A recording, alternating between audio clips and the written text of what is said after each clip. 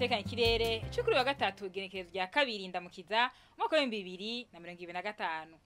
Mu gitondo hitezwe ikirere kiri mwizuba n'ibicu bike bike mu ntara za Rumonge, Bujumbura, Bubanza, Cibitoke, Ngozi, Kirundo, Muyinga na Cankuzo. Mu zintara zisigaye hakaba hitezwe ikirere kirimwe ibicu vyinshi.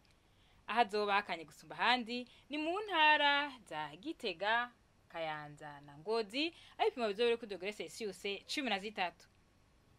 Ku muhingamo naho haritezwe imvura mu ntara zose zigize igihugu cacu. Mu ntara zimwe zimwe hakazocamwo n'ibihe vy'izuba.